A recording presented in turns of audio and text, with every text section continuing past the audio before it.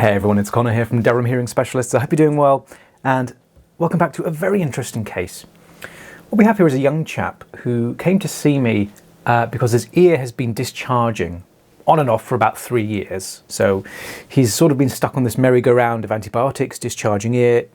It improves for a little bit, but then it always comes back over and over and over again. Pause here.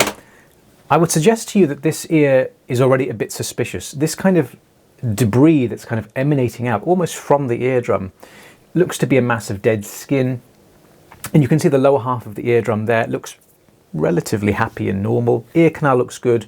So this mass is almost sort of, well, it's not complying to gravity like normal earwax. It's sort of suspended there. Very unusual.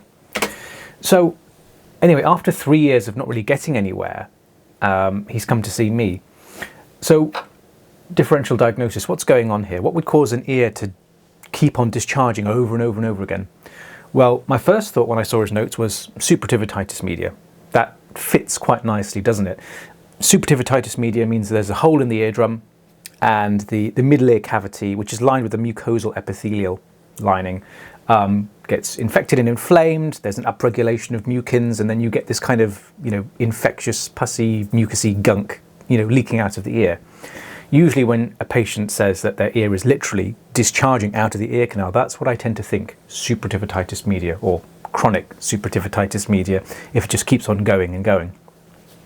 That would also fit in the sense that it doesn't respond well to antibiotics, but that's a theory. What else? Otitis externa, possibly. Otomycosis, which is a fungal version of otitis externa, possibly. But then the skin of the ear canal looks relatively happy, nice and pink and healthy. And I get that we're catching this patient in a quiescent period, but I don't really think that fits very well, in the sense that, yes, the ear can be a bit wet, but it doesn't really discharge that much, not as much as what he was saying. So I don't think that fits very well. You can see here that this sort of tail end, the medial part of this horn, if you will, this keratin horn, is emanating from the top of the eardrum. Other things that could cause a discharging ear, canal cholesteatoma, maybe, but again, that doesn't fit with what we're seeing. So what is the diagnosis? We can now see clearly what's going on. This is a cholesteatoma, but not a canal cholesteatoma. This is a attic cholesteatoma, you could call it.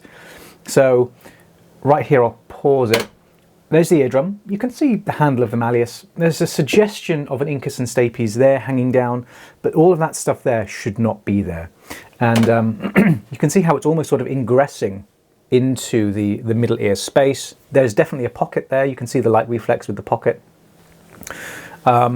So what's happened here is that probably due to chronic sinus congestion, the pars flaccida, or top part of the eardrum, has become sucked backwards, and skin, which migrates off of the eardrum in a kind of radial fashion, like a kind of spider web. The skin has just been getting lost into that pocket and collecting and collecting and collecting. And we can now see the true extent of that. As to the discharge, yeah, I think probably it's been getting infected. I mean, that is a perfect little breeding ground for bacteria. It's warm, moist, and of course there is basically literally a constant conveyor belt of food getting lost into that pocket. Patient's other ear. Pause here. This ear has been giving him less trouble, but again, we can see, unfortunately, an earlier version of what you just saw. So he has this in both ears, but this ear is not quite as concerning. Handle of the malleus, incus and stapes, but I would point out that this eardrum isn't totally normal. Look at the light reflexes that are bouncing off of this eardrum. It's not in that usual sort of nice cone of light. It's in several places, and I would say that the eardrum probably is a little bit retracted. And then you have this kind of horn or kind of shield, I guess. Shield's a nice word actually, because it's concealing something, it's covering something, of keratin emanating out from what is probably a pocket. But I wanted to make sure that I wasn't reading too much into this. So initially, we'll go in with the suction and just try and tease this away. Now, throughout the procedure, the patient noted that it wasn't painful, but it was weird and uncomfortable, which is understandable. So the first ear, when I was pulling on that mass, it didn't hurt, but he commented that it felt like I was literally pulling something out of his head, which is an unusual sensation. And this ear was perhaps a little bit more tender, I would say. And you'll see that the actual tissue that's hidden behind this, yeah, see that little black bit there? That shouldn't be there. So there is a pocket behind this, this mass. And it's difficult to see at the moment, but when I kind of pull it down, you'll see that the tail end of this mass is actually inside the pocket. So, yeah, you'll see, when I reveal it a bit more, you'll see that the tissues are inflamed. So, you know, the skin is not happy.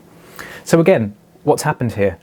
Chronic sinus congestion, pars flaccida, retracting, and then that's been a perfect opportunity for the skin to just get lost into that pocket. Going to try with a hook here. Again, things are looking a little red, a little sore, but there's no active bleeding. And what I'm trying to do here, if you look at the sort of handle of the malleus as I'm teasing on it, you can see that a little bit of movement there. What I'm trying to do is essentially tease this piece of keratin off the drum and off the pocket, so that I can expose it and then take a picture for the ENT doctor. Suction's a bit useless here because there's not a moist surface for the suction to kind of grab onto, so we are going to have to tease it out with a hook, which I know some of you might be thinking, well, just get in and hook it out, or go in with crocodile forceps and just pull it out. Two reasons why I'm not doing that. One is that, as I mentioned before, it is not hurting, but it's kind of on the border. It is uncomfortable for the patient. Certainly ripping it off with crocodile forceps would be a disaster. And the suction isn't working. The hook, again, I could kind of dig the hook in there and pull, but again, that would make him jump through the ceiling. Remember how close I am to the eardrum. And I mean, worst case scenario, the hook gets stuck in the pocket, then I really am in trouble. So I'm quite happy with the sort of slowly kind of tease it out approach. No anesthetic is being applied here, by the way. You can now see a nice view of that pocket there. So what's going to happen to this patient? Well, he needs surgery, at least on the first ear, at the very least on the first ear. It'll be a CT scan, which is just like a bunch of x-rays, but stands for computerized tomography, I think. But it's basically lots of x-rays smushed together, and then the doctor can kind of scroll through these slices and see what's going on and see what kind of state the middle ear is in. So that first ear will require surgery. This ear, I'm not so sure. Possibly it might just be a watch and wait scenario, but he does have an underlying sinus issue in that under Valsalva, which is where you pinch your nose and try and blow through your nose, the air has nowhere to go, so it should shoot up your eustachian tubes and inflate the middle ear cavity. Even under great exertion, he could not do it. Here's the final product. Pause here. Handle of the malleus looks okay. There's no obvious kind of mass or debris behind the eardrum that we can see at face value. That little bit up there, I don't know, is that a little bit of keratin? Possibly. The retraction pocket is in the right place for us to be able to see a little bit of the neck or the head of the malleus, but you can't really see it that well. But it is wet up there, and obviously horribly inflamed as well. So I'm going to get him to do a Valsalva here, but you'll see that nothing happens. So his eustachian tubes are very well and truly clamped closed.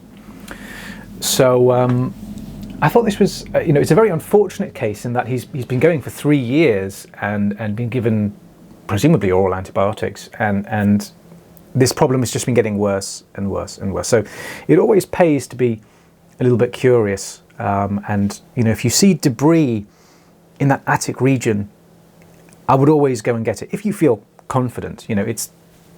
I will admit it's risky going down there unless you have great vision and a steady hand. It is very risky, so only approach it if you feel confident.